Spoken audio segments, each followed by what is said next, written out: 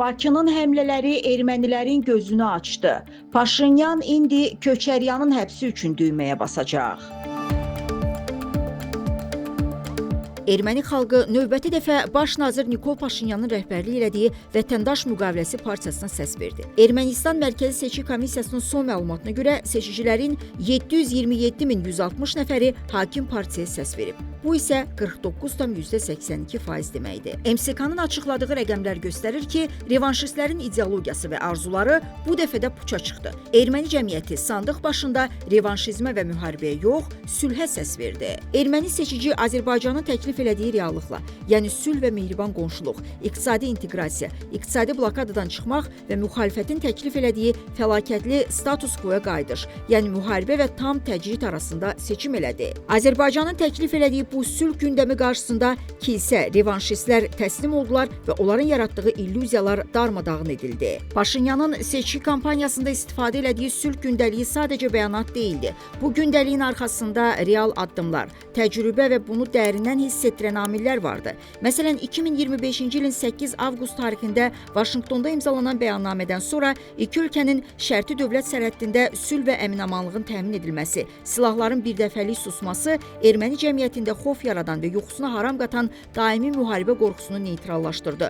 Ardınca isə rəsmi Bakının təşəbbüsü ilə regiondakı nəqliyyat məhdudiyyətləri aradan qaldırıldı. Ermənistana nəfəslik açıldı. Azərbaycan təkcə tranzit rolunu oynamadı. Eyni zamanda özü də bu ölkəyə neft məhsulları tədarük eləməyə başladı. Elə ilk satışdan erməni seçici ölkədə benzin və dizelin qiymətindəki ucuzlaşmanı hiss elədi. Azərbaycan prezidentinin regional sabitlik doktrinası çərçivəsində yaxın gələcəkdə, yəni sülh müqaviləsinin imzalanmasından sonra birbaşa ticarət münasibətlərinin qurulması ehtimalı və Ermənistanın xroniki enerji asıllığından qurtulması kimi strateji addımların atılmasına işarə edildi. Paralel olaraq vətəndaş cəmiyyətləri arasında qarşılıqlı səfərlər və görüşlərin keçirilməsi kimi humanitar addımlar da Ermənistandakı revanşist və kilsə təbliğatına ciddi zərbə vuraraq seçkilərdə həlledici oldu. Paşinyanın qalib gəlməsi Azərbaycanın haqlı gözləntilərinin təmin edilməsi və sülhün qarşısında heç bir əngəlin qalmadığı deməkdir. Artıq Nikol Paşinyan da bu gözləntilərin təmin ediləcəyinə işarə edib və 2028-ci ildə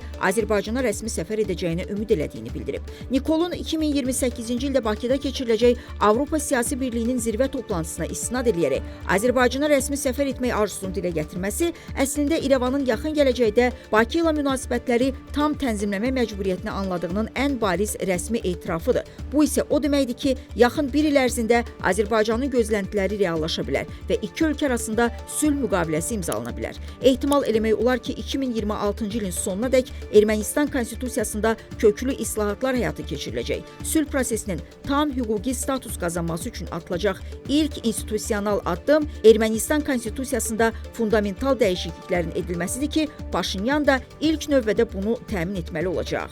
Çünki rəsmi Bakı dəfələrlə açıq şəkildə bildirib ki, konstitusiyyadan müstəqillik bəyannaməsinə istinadın ləğvi, yəni Azərbaycana qarşı əsassız ərazi iddiaları qırmızı xəttdir. İkinci bir məsələ Qarabağ kartının əbədi olaraq tarixin bir küncünə atılması, yəni Ermənistanda fəaliyyət göstərən Qondarma Qarabağ İnstitutunun bütün qalıqlarının hüquqi olaraq ləğv edilməsidir. Azərbaycan haqlı olaraq tələb eləyir ki, Qarabağdan biabırçı şəkildə qaçan separatçıların tör-töküntülərinin fəaliyyəti dərhal dayandırılmalıdır. Ermənistan hökuməti Rusiya, Fransa, Amerika Birləşmiş Ştatları və bir sıra qərb ölkələrində fəaliyyətini davam etdirən Qondarma Qarabağ nümayəndəlikləri və təsisatlarının rəsmi və hüquqi statuslarının ləğv olunmasını diplomatik kanallarla təmin etməyə borcludur. Ona görə borcludur ki, beynəlxalq hüquq və suverenliyin qarşılıqlı tanınması prinsipi bunu tələb eləyir. Bu addımın atılması isə sübut eləyəcək ki, Ermənistan sözdə və kağız üzərində yox, əsl sülhdə maraqlıdır.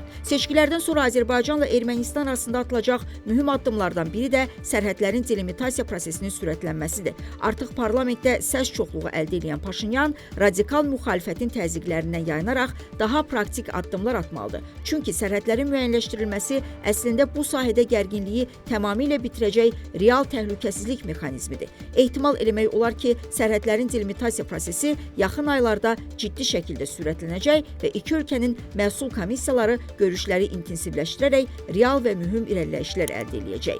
Bundan əlavə, son seçki kampaniyası dövründə Nikol Paşinyanla revanşistlərin lideri Robert Köçəryanla söz dueli və söz savaşını nəzərə alsaq, ehtimal eləyə bilərik ki, yaxın vaxtlarda ikinci ilə bağlı ciddi hüquqi prosedura start veriləcək. Bu seçkilərdə daha da güclənən Paşinyan Köçəryanı uzun müddətli həbsə göndərmək üçün düyməyə basa bilər. Yekun olaraq qeyd edilək ki, Ermənistanda keçirilən parlament seçkilərinin nəticəsi ölkənin bir dövlət kimi mövcudluğunu müəyyən elədi. Erməni cəmiyyəti sandıq başında məhz Azərbaycanın təklif elədiyi sülh gündəliyinə səs verməklə revanşizm ritorikasından yorulduğunu, bu ideologiyanın artıq iflasa uğradığını sübut elədi. Erməni cəmiyyəti üzərinə düşəni elədi. Artıq top Nikol Paşinyan və onun komandasındadır. Kamil Məmmədov, Leyla Mehdiqızı, Rinat Qurbanov, Report.